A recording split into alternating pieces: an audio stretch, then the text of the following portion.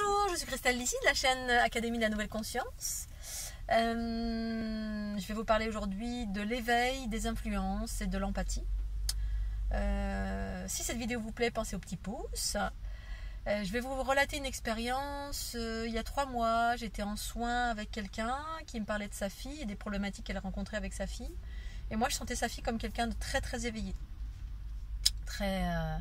Une jeune conscience qui débarquait sur la planète, et j'ai vu une pure boule de lumière s'incarner, et en s'incarnant, donc en une conscience qui rentre dans un corps, ou qui prend forme dans un corps humain sur cette planète, eh bien j'ai vu qu'en prenant forme humaine, elle prenait toutes les vicissitudes, les problématiques humaines, c'est-à-dire que le corps humain est engrammé d'une multitude de choses que j'appelle l'ego, ce sont les blessures reliées à cette humanité. L'humanité est engrammée, pas tous, mais nombreux, dans l'ADN d'une multitude de blessures. Et lorsqu'on s'incarne, eh bien,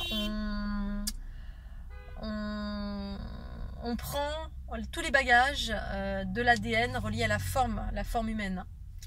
Et donc, certaines consciences viennent de plans unitaires, d'où la pure boule de lumière que j'ai vue. Et qui devient un être qui se voile d'abord dès le début, elle perd la conscience de d'où elle vient, qu'elle est pure lumière. Et donc toutes les problématiques qu'elle va rencontrer dans sa vie au début, eh bien c'est des problématiques qui ne lui appartiennent pas. Souvent c'est des choses qu'on récupère de bagages familial, de lignée familiale, et ça, cette lignée remonte jusqu'à l'origine de l'humanité. Et donc il y a des âmes qui prennent ça en charge en s'incarnant pour les absorber, les transformer. Donc ça veut dire qu'on pense que c'est nos problèmes, on va arriver avec tous ces bagages. La famille dans laquelle on s'incarne va être en lien avec des blessures particulières. Et donc on va travailler sur soi en pensant que ça nous appartient, parce qu'on ne sera pas bien. On va pas être totalement dans la joie, dans la bonne humeur tout de suite, on va être voilé assez rapidement. Et donc en travaillant sur soi, ça permet à ces blessures de se dissoudre en soi. Mais en fait, on le fait pour l'ensemble de l'humanité. D'où les empathiques. Et au bout d'un moment, on se rend compte qu'on porte une multitude de choses. En tout cas, en ce qui me concerne, quand j'étais jeune, j'étais quelqu'un de joyeux, de léger, de bonne humeur. Même si j'étais hyper introvertie, c'est normal parce que j'étais dans un monde relativement chaotique et je devais déjà savoir, sentir ce qui m'entourait. Donc assez dans mon cocon, voilà. Et pour autant très joyeuse, je m'amusais beaucoup avec mon chien, mon chat, enfin la nature, etc. Et jusqu'à mes 30 ans, eh bien, j'avais des angoisses, j'avais des boules dans la gorge en permanence, etc.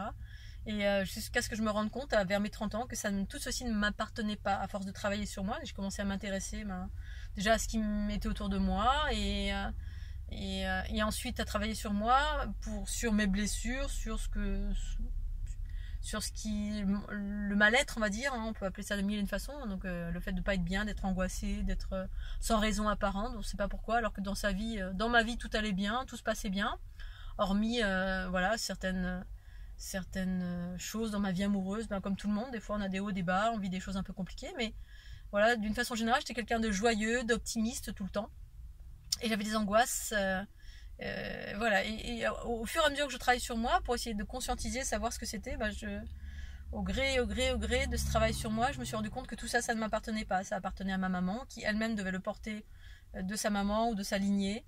Ma maman est quelqu'un d'empathique aussi, sauf que la plupart du temps, on ne sait pas. Les empathiques sont des gens qui transforment pour les autres. On prend des bagages. Et donc, en lien avec cette boule de lumière que j'ai vue, qui s'incarnait et qui, en prenant corps, s'investissait de la forme, et cette forme est engrammée d'une multitude de souffrances.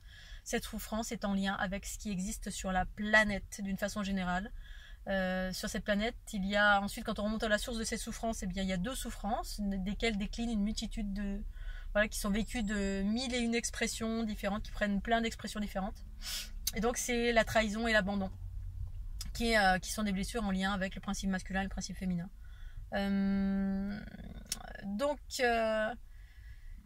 tout ça, ça fait partie d'une conscience qui s'élargit, et quand on commence à voir clairement au-delà de nos blessures ce qui se passe, et au-delà de ces blessures, eh bien, j'ai vu clairement, et je vois toujours clairement, quelles sont les influences au quotidien, comment on se fait influencer, c'est-à-dire comment on est traversé. Tout simplement, on est traversé par une multitude on est baigné dans un champ d'informations qui circule en permanence. Et comme ce champ d'information est rempli de chaos, parce que tous les êtres qui sont autour de vous, qui ne travaillent pas sur eux, ils ont une multitude de blessures inconscientes qui va orchestrer des mécanismes chaotiques, hein, c'est-à-dire qu'on a des blessures inconscientes qui vont être la source de nos mécanismes, des distorsions en fait, qu'on va exprimer au quotidien dans la vie, hein, qu'elles soient petites, moyennes ou grandes. Et donc ça circule en permanence. Ça circule sur la trame. La trame, c'est la géométrie, c'est les fondations de la vie, c'est ce que j'appelle la fleur de l'unité, ou la matrice génitrix, ou la fleur de vie quand on a conscience des aspects déviés de cette fleur de vie. Et donc ça circule en permanence et ça nous traverse. Et moi, ça ne fait pas que me traverser, j'absorbe ça, ça prend voie à travers moi. Bon, plus à l'heure actuelle, sauf en quelques occasions, ça arrive où ça prenne voie à travers moi, mais maintenant c'est quasiment plus le cas du tout.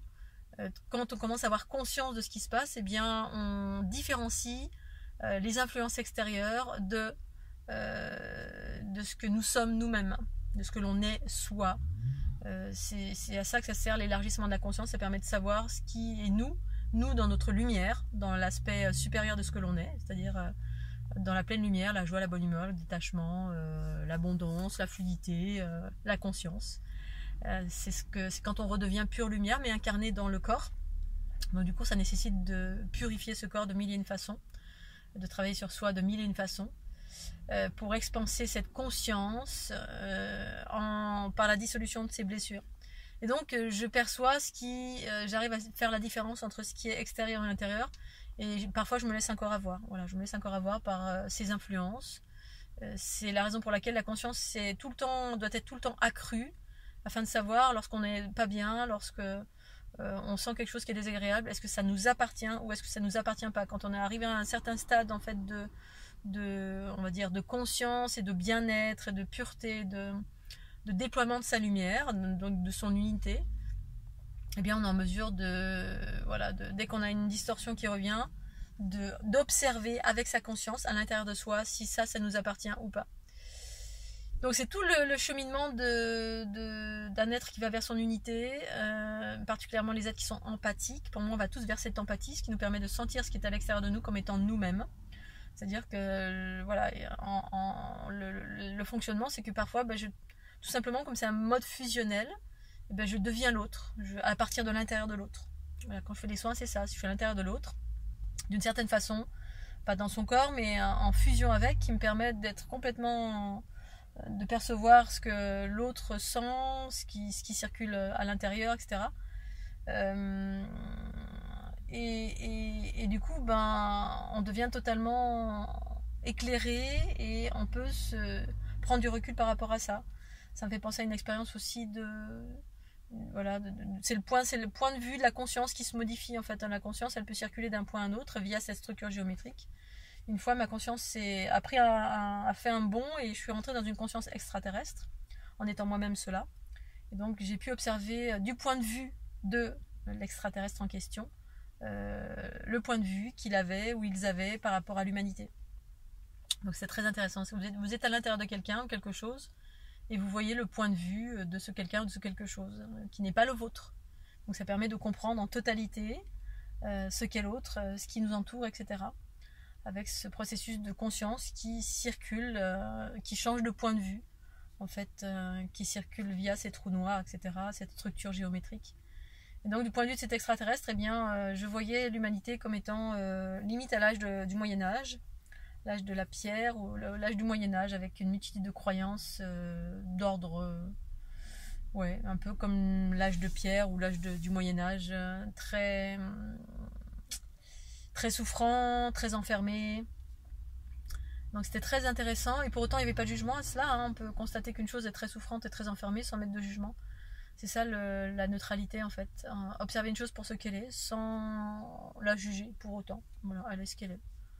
On voit une distorsion, on voit quelqu'un qui a une blessure, etc. On peut nommer, montrer, ça, il y a ça qui ne fonctionne pas, qui est une blessure. Pour autant, cette chose elle est ce qu'elle est, il n'y a pas de jugement parce que c'est ça, la neutralité en fait. Voilà, je vais m'arrêter là. Je vous souhaite une belle journée sous le soleil d'Académie de la Nouvelle Conscience. Tchuss, à très bientôt. Bye bye. Pensez au petit pouce bleu. Merci.